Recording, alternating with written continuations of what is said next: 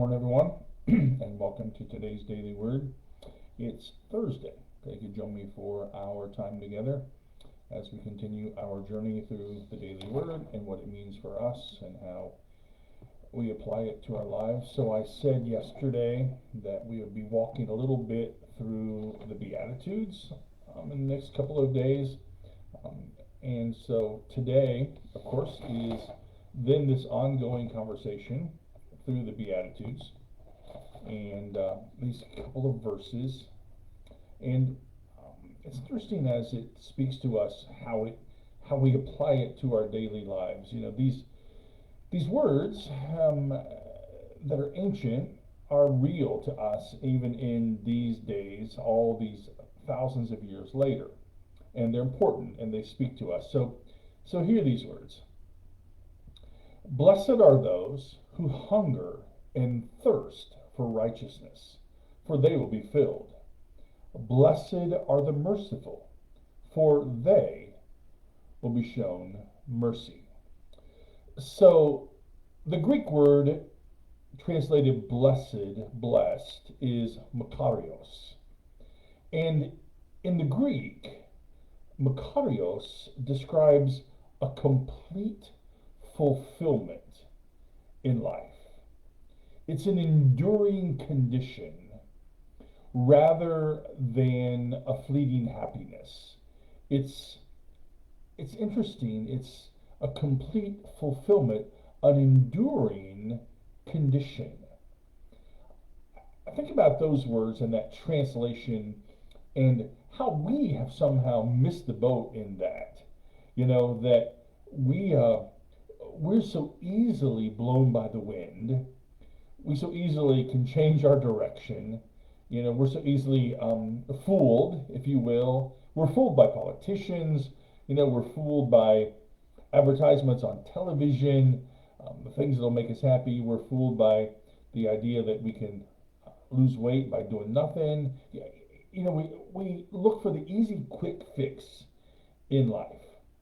But when Jesus uses the word blessed are those who hunger and thirst for righteousness, they will be filled. Blessed are the merciful when they were showed mercy.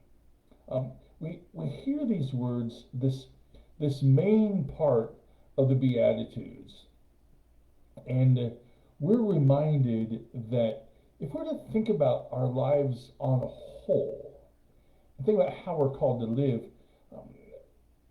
what would it look like for us if we had this enduring condition that we hunger and thirst for righteousness?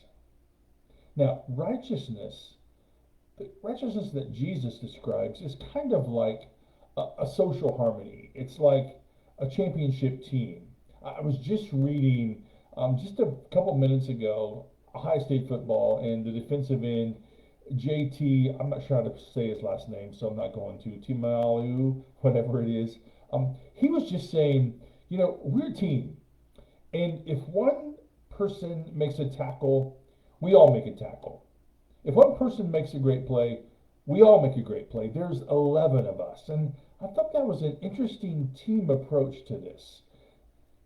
Jesus reminds us that this kind of righteousness is really about a team approach. It's really about living in this kind of harmony that's enduring, that's not fleeting, you know, that somehow dwells inside of us. And I wonder, you know, if we were to take another look at our human condition, the world we live in, the way that we're called to live, and if we took that approach, you know, as JT does in this little thing. There's 11 of us. There's 4 billion of us.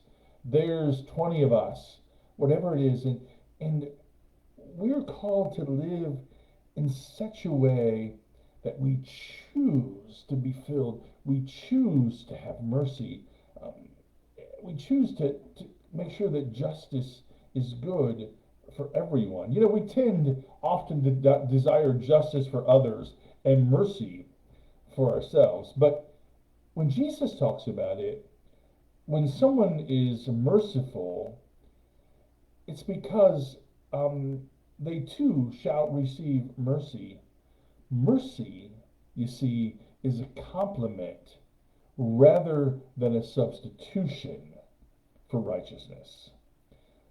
Harmony, righteousness, being a team, if you will, comes about because we are merciful and then we seek to lead others to mercy for their benefit, you see, and not for ours.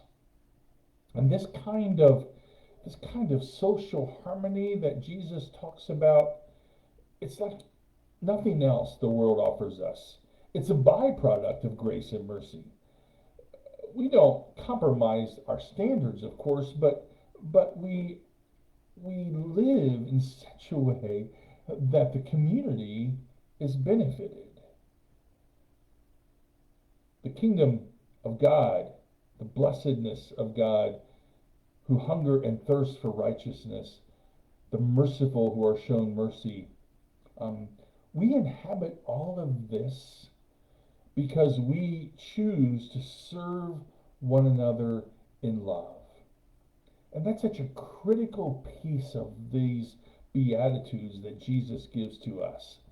And I love this idea.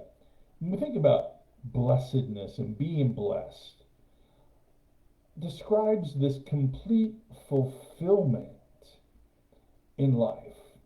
When's the last time that you and I have said that we're completely fulfilled? That we have this enduring condition that we're fulfilled in life, and that our lives matter to each other, and that because we're in communion, relationship with each other, we build each other up. Sunday is World Communion Sunday, and people across the globe are going to celebrate. The tables look different, the words look different, the symbols will be different, but in the midst of that World Communion Sunday, there's this really cool, amazing thing, if you will, when we share it together, that in the world, we find fulfillment. We find this enduring condition that we are connected to each other. And, as we live our lives, I would hope that because we serve each other, because we live in a relationship with each other, that we do that in love. And that we don't vote each other out, we don't cancel each other, and we don't say that one person's better than the other person, but that we simply use this enduring condition to make sure the world is a better place. And so that's this first part, this middle part, maybe this is the most important part of the Beatitudes for us. So I pray for you and for me that this makarios, this complete fulfillment in life, this enduring condition that's enduring and not fleeting, would be a part of who we are, and that we would use it then to make a difference in the world, and how we would choose to live our lives in such a way that makes a difference in the world. So, hope that's a good word for you today as we live our lives together on this Thursday morning. Continue to pray for folks in Florida who've been devastated by this storm, that they might know of mercy and grace in their lives. There will not be a daily word tomorrow. I have a doctor's appointment right at 10 o'clock, my surgery follow-up. And so join us Sunday morning at 10:15. I'll be back in church, in worship, in person. We'll celebrate World Communion Sunday, and that's at 10:15, or you can join us here on Facebook Live. And then I look forward to seeing you again Monday morning at 10 o'clock. Have a great day.